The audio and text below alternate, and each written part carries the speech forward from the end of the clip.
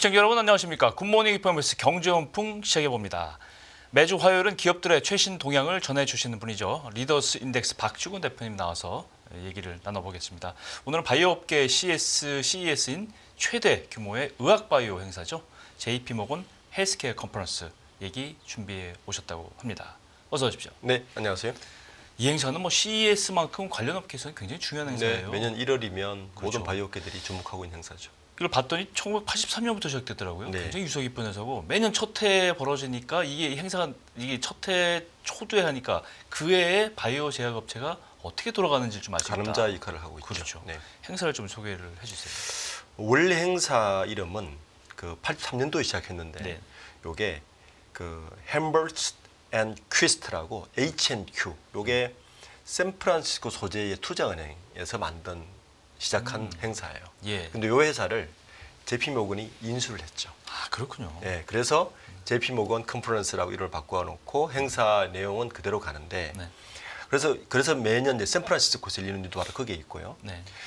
우선 투자자분들은 바이오 쪽에 관심 있는 분들은 그 전 세계적으로 바이오의 가장 큰 행사 두 개가 있습니다. 예. 그러니까 1월 달에 하는 JP모건 컨퍼런스가 있고 그다음에 6월 달에 하는 게 하나 있어요. 이게 뭐냐면 미국 바이오 그 협회에서 하는 그러니까 미국 BIO라고 해서 미국 바이오 협회에서 하는 BIO 그냥 BIO를 일컫니다. 바이오를 일컫는 그 두 개 행사가 가장 큰 행사인데 참여 인원이나 행사 참여 숫자는 6월 달에 열리는 BIO가 훨씬 큽니다.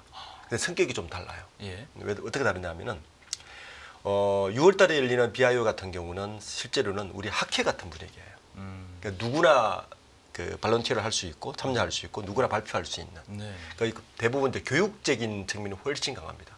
그러니까 최신의 그 바이오 산업의 뭐 동향이라든지 뭐 이런 어떤 새로운 기술이라든지 이런 성격이 강해서 교육적인 면이 훨씬 강한 거고. 네. 1월 달에 열리는 JP모건 그 바이오 컨퍼런스 같은 경우, 헬스케어 컨퍼런스 같은 경우는 이건 투자 발표입니다. 아. 이건 IR 발표라고 보시면 돼요. 아하. 그래서 발표 내용과 기술 제품 1년간의 그 비즈니스를 성과를 발표하는 거예요. 그러니까 이거 뭐냐하면 새로운 기술보다는 여기 초대되는 기업들은 딱 정해져 있어요. 27개나 뭐 몇 개로. 그래서 규모가 6월 달에 비하보다 훨씬 적습니다. 네. 예. 그리고 굉장히 폐쇄적이에요. 그리고 여기는 그 참가 기업을 JP모건 헬스케어 센터에서 직접 선정을 합니다. 그렇군요. 그러니까 참가 기업에 내가 선정된 것 자체가 굉장히 가치가 올라가는 거예요. 그러네요. 실질적으로 컨퍼런스장 가면 그 샌프란시스코 그 스퀘어 앞에 있는 그 호텔에서 하는데 발표하고 바로 그 전광판에 주가를 띄워놔요. 오. 아, 그 성격을 알 수 있겠네요. 예, 그러니까 아주 투자 목적의 그죠. 컨퍼런스. 투자자들도 오고 그렇습니다. 회사들이 어떤 네. 자기네들이 앞으로 올해 그 개발 방향 얘기해주고 네. 투자 받고 뭐 이렇게 그러니까 되죠. 실질적으로는 그 기업들이 IR 발표를 한다고 보셔야 되고. 그렇게. 그러니까 그 참가 기업을 선정할 때 그 초대하는 기업들을 굉장히 폐쇄적으로 하기 때문에 이게 이제 며칠 동안 열리잖아요. 네. 그러니까 첫날 하는 거냐, 둘째 날 하는 거 되게 차이가 있는 거예요. 아하. 당연히 첫날 발표에 굉장히 비중 있는 주목이 기업을 하고 그렇겠죠. 이렇게 하겠죠. 그런데 이제 우리나라 언론에서는 누가 참가한다만 발표를 하지 그러니까 며칠 날 누가 발표한다가 사실 투자주 그 가늠자 되게 중요해요. 그러니까 이번에는 우리나라에서 발표하는 기업은 둘째 날 삼성 바이오가 발표합니다. 그러니까 첫째 날이 아니고. 그러니까 이런 것들을 좀 성격을 아시면 누가 발표하고 누가 단순 참가하고 요거의 차이가 있는 걸 좀 아시면 될 것 같습니다. 그렇군요. 일단 뭐 올해 행사의 주요 트렌드 키워드 이렇게 보면은 뭐 이 AI, 생물보안법, 약가 조정 이런 것들이 이제 미국 정책하고 관련된 트럼프 행정부 네. 2기가 이제 다음 주부터 출범이 그렇죠. 되니까 그런 것들이 관심이 있고 보니까 뭐 ADC 이게 항체 약물 접합제 그다음에 비만 치료 GLP-1 이거는 사실은 작년에도 GLP는 나왔었어요. 이슈가 많았죠. 그렇죠. 네. 네. 그만큼 이게 시장성이 있고 관심이 계속된다 이렇게 보이는데 이런 핵심 이슈들은 어떻게 좀 정리를 해보실 수 있어요? 일단 이제 우리가 관심 있는 이슈와 네. JP모건 헬스케어가 관심 있는 이슈가 조금 다를 수 있어요. 아 그런가요? 네, 그냥 우리 언론들은 우리나라 이 JP모건 헬스케어 관련 뭐 보도 기사들은 대부분 우리 업계가 관심 있는 기술 위주로 이제 많이 성격을 규정을 하는데 좀 객관적으로 볼 필요가 있습니다. 미국의 JP모건 헬스케어가 관심 가지는 건 뭐냐? 이런 쪽으로 보고 그게 우리나라 바이오 기업과 어떻게 연결되느냐가 되게 중요합니다. 우선 하나 짚어야 될 거는 다음 주면 이제 트럼프 2기 정부가 출범을 합니다. 예. 역시 바이오 기업의 가장 관심은 생물보안법이에요.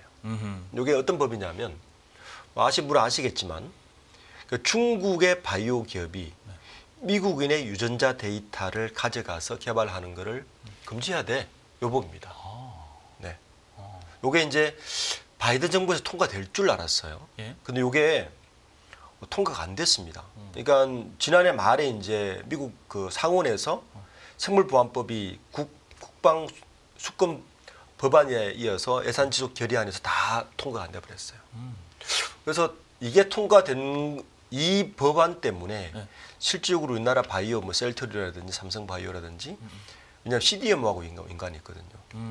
굉장히 주가가 올랐다가 사실은 이게 또 실명 매물로서 많이 나왔었어요. 근데 이번에는 요게 통과될 가망성이 트럼프니까 대중국 정책에 있어서 통과될 가망성이 높지 않을까라고 지금 조심스럽게 전망하는 분들이 많습니다. 요게 통과가 되면 당장 어떤 효과가 있느냐면은 현재 미국에서 1조 원 이상의 매출을 올리는 중국계 CDMO 바이오 기업이 있습니다. 이게 우시라고 우시바이오라고 여기 통과가 되면 우시바이오가 당장 매출을 올릴 수가 없어요. 그럼 그 1조 원의 시장을 누가 가져갈 것이냐? 한국이 가장 가능성이 높다. 이렇게 보기 때문에 요 부분이 아주 이제 우리나라 바이오 기업들은 민감해지는 거죠. 그럼 그게 이제 정확하게는 이 데이터 미국인들의 DNA 데이터를 중국으로 넘기는 걸 금지한다 이겁니까? 그렇죠. 그러면 미국 사람들을 대상으로 약물 개발을 못 하는 거죠. 그렇죠. 미국 예. 데이터를 알아야지 미국 그렇죠. 개발하는 위탁 생산이 CDMO라는 게 위탁 생산인데 그걸 금지해 버리면 막히겠네. 여기에다가 이제 지금 최근에 이제 이 바이오 시장이 어떻게 돌아가고 있냐면은 두 가지 양상이 있습니다. 그러니까 그 미국이나 유럽의 빅파마들이 그 개발 능력은 뛰어나잖아요.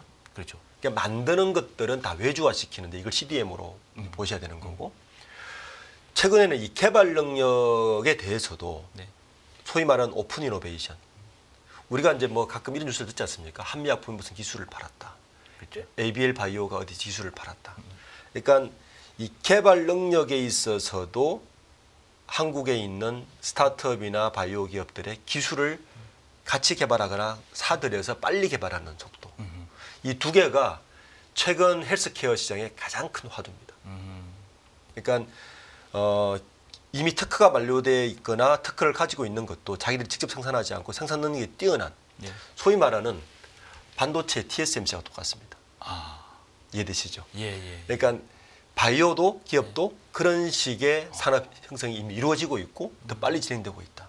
그래서 한 축은 바이오 기업의 CDMO, 그러니까 위탁 생산하는 능력 기업들을 어떻게 키울 것이, 어떻게 볼 것인가가 하나의 투자 축이고 또 하나의 축은 빅파마들이 가지고 있는 누구의 기술을 가지고 지금 많이 개발하고 있느냐에 대한 기술 협상력과 기술 이전, 기술 개발력이 하나의 축.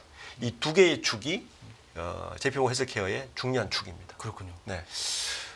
바이오, 그래서 이번에 그 이제 그 키워드도 보면 한 세 가지로 이제 요약이 돼요. 그렇게 보면 우선 이 AI를 어떻게 도입할 것인가. 역시 CES 끝나고 바로 이어지게 하면서 이게 큰 화두가 돼요. 그렇죠. AI가 도입이 되면 뭐 이제 굉장히 이 기술 개발 속도가 빨라지고 이때 산업 시장이 어떻게 바뀔 것인가가 되게 중요해지는 하나의 축이 될 것이고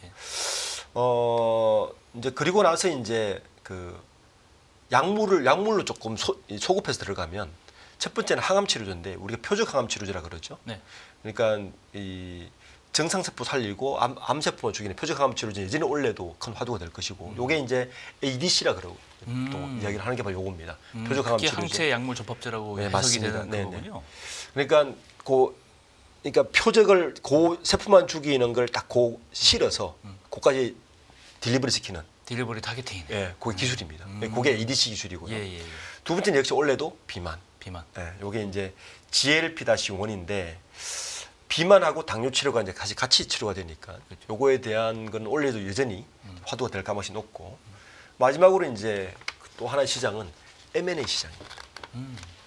이게 이제 트럼프 2기 정부가 되면 헬스케어 정책이 바뀌면 바뀌는 것에 따라서 어떻게 M&A가 이루어질 것인가가 네. 화두. 요 세 개가 아마 주요 이제 키워드 될 것 같습니다. 그렇군요.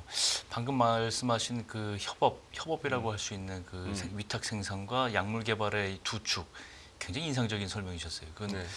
한번 투자자분들도 가만히 좀 생각해 보실 필요가 있는 부분이라고 생각하는데, 이 부분 지금 엔비디아가 헬스케어 이 행사에 참여를 했어요. 그래서 네. 저는 왜 그러나 살펴봤더니 이 통합 플랫폼 AI 의료 바이오 시스템 통합 플랫폼 클라라라고 이름을 붙인 네. 이 사업 모델을 소개를 하는데, 이미 또 기록을 봤더니 이미 엔비디아는 헬스케어 사업 매출이 있어요. 있어요. 1조 넘게 있어요. 네, 심지어는. 네. 이게 굉장히 엔비디아 행복의 광폭이네요. 이게 젠슨 황 CEO가 CES에서도 굉장히 그 핫 이슈가 됐었죠. 예. 이 JP모건 헬스케어 포럼에는 작년도 참여했었고요. 네. 올해 또 참여했습니다. 네. 관심이 많을 수밖에 없죠. 그러니까 이렇게 보셔야 돼요. 엔비디아의 사업 모델이 뭐냐에 대한 좀 이해하셔야 왜 참여하지는 이해될 텐데, 네. 기본적으로 젠슨 황은 엔비디아를 만들고 엔비디아가 이 자리까지 오른 가장 크게 기여한 것은 쿠다라는 플랫폼이었습니다. 네. 쿠다. 이게 뭐냐면 그래픽을 디자인하고 그래픽을 개발하는 모든 엔지니어들이 쉽게 개방적으로 사용할 수 있는 플랫폼을 제공한 거예요. 그러니까 우리가 MS 오피스를 쓰듯이 네. 그래픽 유저 개발자들은 모두 쿠다라는 이 프로그램을 써야 개발이 빠르고 쉽게 진행되는 거에 대해서 이걸 기반으로 엔비디아가 성장을 했습니다. 그렇군요. 그래서 이번 CES에서도 네. 제2의 쿠다를 발표했죠. 그게 코스모스라는 걸 발표했습니다. 네. 앞으로 피지컬 AI를 이야기하면서 그러니까 로봇을 만들거나 AI로 뭔가 현실적인 이야기를 실험할 때 너희들 고생하지 마. 우리 코스모스라는 플랫폼 만들어놨어. 여기 와서 실제적인 물리적인 실험 다 해. 이거 우리 개방했어. 가능합니까 그게? 예, 가능합니다. 아. 이번에 발표를 했죠, CES에서. 그렇군요. 이게 이제 코스모스라는 우리가 소위 말하는 지난주에 피지컬 AI라고 굉장히 화두가 된 게 바로 이 플랫폼이에요. 젠슨은 여기 멈추지 않고 이 제약 바이오계에도 네. 이 플랫폼을 들고 왔던 게 바로 그 부분입니다. 그러니까. 너희들 앞으로 우리의 GPU는 그 암호화폐 생산하는 데 도움이 되지만 이게 이제 그 병렬 처리이 되기 때문에 특히 이제 우리가 바이오를 개발하다 보면 생각해 보시면 병렬 처리가 훨씬 더 많이 필요하죠. 경우의 수가 훨씬 많아지는 거죠. 거기에는 GPU가 훨씬 많거든요. 그렇군요. 예, 그러니까 야 우리 이제 쿠다 개발했고 코스모스로 피지컬 AI 개발했고 바이오 개발하는 것도 우리 플랫폼 써. 바로 그게 방금 말씀하신 그겁니다. 클라라. 클라라입니다. 그러니까 소개하고 싶죠. 그렇죠. 이렇게 되면 엔비디아는 단순한 GPU를 만드는 하드웨어 기업이 아니라 전체를 장악해가는 소프트웨어 기업으로 꿈을 꾸고 있는 거죠. 그래서 거기를 가고 있고. 광범위한 그래서- 플랫폼 기업이 되는군요. 그렇죠. 그래서 엔비디아가 이 JP모건 컨퍼런스에 늘 참석하고 있습니다. 그렇군요. 그러니까 이게 개발되면 당장 신약 개발 시간과 비용이 확 줄어들어요. 그리고 유전공학, 뭐 질병 진단 의료기기, 뭐 그다음에 로봇 헬스케어까지 다 잡을 수 있으니까 이 시장이 굉장히 크지 않습니까? 지금은 1조지만 순식간에 10조 이상으로 키울 수 있는 산업이 되는 거죠. 그렇군요. IT와 바이오가 결합할 거라고는 충분히 예상을 했지만 정말 이제 본론으로 들어가는 것 같습니다. 그렇죠. 이렇게 되면 정말 여러 가지 그동안의 바이오 제약업체 기본 틀도 바뀔 수 있다. 저는 그렇게 생각이 드는데, 올해 이 행사는 기업 참가 수로 봤더니 550개, 그다음에 8,000명 이상의 투자자들이 왔다 이렇게 되는데, 우리 국내에서도 20개 업체가 참석했어요. 삼성바이오로직스 방금 말씀하셨고, 네. 또 어떤 업체들이 있습니까? 우선 이제 이게 아까 제가 초대 말씀드렸죠. 구분을 해야 됩니다. 네. 550개 기업이 초청 기업 중에서도 발표하는 기업은 27개밖에 안 돼요. 아 그래요? 네. 기회는 27개 네, 27개밖에 없지만. 안 됩니다. 550개는 어떻게 말하면 와서 네트워크 하세요랍니다. 네, 그런 거죠. 발표하는 27개 기업의 유일한 발표자가 삼성바이오. 네, 이렇게 되는 거죠. 삼성바이오는 이미 뭐 말씀드렸고, 여기는 그래서 삼성바이오는 발표 내용이 뭐냐면 우리 이런 사업 할 거야. 우리 미래의 정도 규모로 해. 이런 이야기를 하는 겁니다. 네. 그 외에 이제 발표 참여한 기업이 셀트리온 당연히 참석하고요. 네. 요즘 뭐 바이오 기업의 핫한 알테오젠, 알테오젠. 네. 알테오젠. 이미 시가총액 16조가 넘었죠. 네. 네. 그리고 리가켄 바이오. 요게 이제 아까 말한 ADC 플랫폼을 가지고 있는 기업입니다. ADC 타겟. 플랫폼, 타겟. 그다음에 휴젤. 그다음에 SK 바이오팜. 그다음에 유한양행. 그다음에 ABL 바이오. 이중항체 플랫폼 가지고 있죠. 그러니까 리가켄 바이오하고 LBA 바이오는 이 플랫폼 기술 제휴를 하는 기업이고. 예. 그다음에 CDM을 하고 있는 삼성 바이오, 셀트리온. 그다음에 롯데 바이오. 이런 식으로 지금 요정 기업 유해도 좀 많은데 참여하고 있습니다. 잠깐 말씀해 주셨는데 삼성바이오로직스가 준비한 내용은 구체적으로 어떤 내용입니까? 삼성바이오로직스는 역시 우리 캐파커 이야기하러 온 것 같아요. 네, 그러니까 지난해 4공장 준공했거든요. 네네. 올해 5월달에 5공장 예정돼 있고 6공장 착공 소식까지 지금 이야기할 것 같습니다. 그러면 삼성바이오가 지금 현재 있는 공장의 그 가동률이 72%예요. 3분기 기준으로. 이 정도면 양호한 수준입니다. 그러면 5공장 고객도 이미 고객사로 확보하고 공장을 짓고 있는 걸 알고 있습니다. 그러니까 삼성바이오가 여기서 주로 하는 이야기는 일단 우리가 이 정도 캐파가 있으니 더 많이 주셔도 됩니다. 라는 거를 빅파마들한테 호소하는 장이 될 것이고. 일단 위탁 생산을. 그렇죠. 그리고 이제 아까 이제 리가켄 바이오스 ADC. 예. 그러니까 그 항체 약물 접합하고 있는 요 ADC를 기술을 가지고 있는 리가켄 바이오사이언스도 이제 수주할지도 관심입니다. 네, 그래서 삼성바이오로직스는 그러니까 CDMO 시장에서 우리가 글로벌 TSMC 될 거야. 이 이야기를 주로 할 것 같습니다. 그렇군요. 결국 반도체로 따지면 파운드리 업체가 그렇죠. 강력한 바이오 업체, 파운드리 업체. 네, 삼성바이오는 그걸 꿈꾸고 있습니다. 셀트리온은 뭐 물론 발표는 안 하지만 네. 또 야심작을 갖고 나간 것 같은데 신약 파이프라인의 구체적인 개발 타임라인을 공개를 하고 투자자들하고 또 질의응답도 한다라는데 어떤 내용입니까? 우리가 자동차 기업들이 플랫폼을 몇 개 가지고 있는가 되게 중요한 경쟁력이잖아요. 그러니까 소형차, 중형차 뭐 다 그렇죠. 가지고 있어. 이게 중요한 이듯이 신약 개발 업체는 우리가 몇 개의 파이프라인을 가지고 있는 게 되게 중요한 경쟁력입니다. 그게 핵심 경쟁력이에요. 그 파이프라인이라는 게 자동차로 말하면 그 하나의 그 종류별 플랫폼이죠. 하는 공정. 맞습니다. 그 파이프라인에 새로운 약을 올리면 되는 거예요. 네, 그러니까 이 파이프라인 되게 경쟁력이 있는데 셀트리온은 자기들이 우리가 가지고 있는 파이프라인 13개야. 요 이야기 하려고 나오는 겁니다.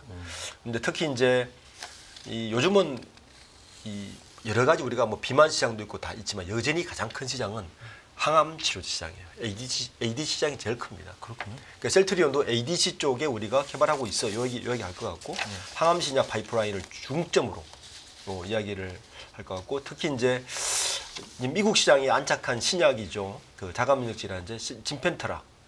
요거를 이제 기반으로 한 신규 약물 개발 이런 것도 아마 소개를 할 것 같습니다. 그렇군요. 롯데바이오로직스도 보니까 이제 위탁 생산 개발 이게 CDMO라고 하죠. 네. 이거 계획 공개하고 미국에다가 이 생산 시설을 있는데 이걸 좀 설명한다죠? 이미 롯데바이오로직스가 2022년에 설립됐거든요. 네. 신동빈 회장이 이제 롯데그룹의 신산업이라 그랬는데 여기 2023년 1월달에 그 미국 브리스톨 바이오스킵 시라큐스 공장을 이미 인수를 했어요. 그러니까 공장을 짓고 막 준비해서 사업을 시작한 게 아니고 22년에 설립하고 나서 야, 공장 짓고 사업 시작하면 너무 늦어. 일단 인수하고 시작하자라고 해서 미국 CDMO 공장을 아마 벌써 인수를 하고 시작했습니다. 이게 시라큐스 공장인데 네. 근데 여기에 그 공장 수주권 외에 신규 수주를 아직 발주를 못 받았어요. 아무래도 불안하지 않겠습니까? 그렇죠. 예, 그러니까 기술 얘기랑 뭐 생긴 지 얼마 안 됐으니까. 롯데바이오로직스가 요게 이제 이쪽도 이제 캐파 전쟁이에요. 그러니까 이게 수주를 주거나 수주를 받아올 때 너 이 정도 생산할 수 있어? 라고 캐파를 우선 보는 게 원칙이거든요. 네. 지금 삼성바이오로직스 캐파가 얼마냐면은 5월달에 5공장까지 만들면 78만 4천 리터입니다. 캐파가. 근데 롯데가 후발주자인데도 절반 정도의 캐파, 36만 리터의 캐파를 가지고 있죠. 꽤 크죠. 그러니까 문제는 우리 정도 캐파 있으니 네. 우리 좀 수주 받을 수 있으라고 지금 요번에 가고, 특히 이제 이번 발표에 신동빈 회장의 아들이죠, 신유열 부사장이 부사장. 예, 예. 직접 같이 참석하고 있는 걸로 알고 있습니다. 그렇군요. 지금 그러면 이 기업들 외에도 K바이오 기업들이 상당히 참석을 했죠. 그러니까 K바이오 기업도 이렇게 나누면 될 것 같아요. 예. 제약사군이 있습니다. 제약사원이 있고. 제약사군, 유한양행, 한미약품, 일동제약 이런 기업들은 이 바이오 컨퍼런스도 불구하고 주로 그 신약 개발 자회사를 통해서 참여하고 있죠. 요즘은 제약사들이요, 네. 이게 바이오 산업이 굉장히 리스크가 크잖아요. 네. 그러니까 직접 자회사에서 개발하지 않고 네. 그 별도 기업을 만들거나 별도 회사를 하나 인수를 해요. 아, 그 리스크가 생기면 떨어버리고. 떨면 되니까. 그래서 별도 회사에서 R&D를 내서 거기를 키워서 발표하는, 그러니까 소개를 많이 해야 되는 거예요. 이렇게 가고 있어서 이런 제약사들이 좀 참석하고 있고, 바이오 기업 중에서는 이제 뭐 알테오젠 아까 이야기했던, 알테오젠. 그다음에 ADCL 리가켄 바이오, ABA 바이오, 이중항체 ABL 바이오, 뭐 GI 이노베이션 같은 기업들이 주로 참석하고 있는데, 현재 코스닥 시총 1위가 이제 알테오젠이거든요. 네. 예, 알테오젠이죠. 16조 5천억 정도 하고 알테오젠이죠. 있는데, 이 알테오젠 같은 경우는 헬스케어 컨퍼런스에 초청받아서 참가한 기업입니다. 네. 그리고 이번에 처음 초청받았어요. 어. 요게 이제 알테오젠은 주로 그 글로벌 제약사와 바이오텍에 관심을 주로 받고 있어서 어떻게 파트너십을 행사하는가. 그러니까 요 기술을 가지고 있는 우리나라 바이오 기업들은 아까 이야기했듯이 누구와 파트너를 가질 것인가 가장 중요합니다. 당신 기술을, 그 회사의 기술을 누가 파트너십을 맺고 개발할 것인가가 이 기업들을 바라보는 핵심 투자 포인트이기 때문에, 이번에 JP모건 헬스 컨퍼런스를 오고 나면 아마 이런 것들이 눈각이 보일 거예요. 그렇겠네요. 그래서 이제 이 바이오 기업 투자하시는 분들은 JP모건 헬스케어 컨퍼런스 굉장히 유심하게 봅니다. 실제 아주 관심 있는 분들은 샌프란시스코 가요. 누가 만나고 어떤 협상을 벌이는까 직접 봅니다. 그렇군요. 마지막으로 올해 이제 K바이오 이 컨퍼런스를 통해서도 윤곽이 나오겠지만 전체적인 기대 요인들 전망 어떻게 정리를 할 수 있을까요? 저는 원래 바이오 산업의 전망은 나쁘지 않다 봅니다. 특히 이제 아까 생물보안법, 네. 트럼프 2기 정부의 생물보안법 자체만으로 만약 통과되면 그 자체만으로도 지금 거의 뭐 트럼프 2기 정부는 상하연을 거의 다 컨트롤할 수 있는 정도 그렇죠. 됐기 때문에 네. 만약에 이 법이 통과되는 것만으로도 우리나라 CDMO 시장 자체 가지고 있는 삼성바이오나 그 셀트리온 같은 경우는 효과를 보죠. 그렇겠네요. 예, 그 효과가 가장 직접적이고, 중국으로 갈 게 우리 쪽으로 오니까. 그렇죠. 매출이 바로 발생하는 거라서 네. 가장 직접적이고, 한국 바이오 기업들도 이제 저는 않다 봅니다. 특히 이제 그 ADC하고 역시 비만 치료제의 개발 속도로 봐서는 올해 어느 정도 가시적인 성과들이 나타나지 않을까. 올해 전체적으로 보면 다른 섹터보다 저는 바이오 섹터가 전망이 나쁘지 않다라고 생각하고 있습니다.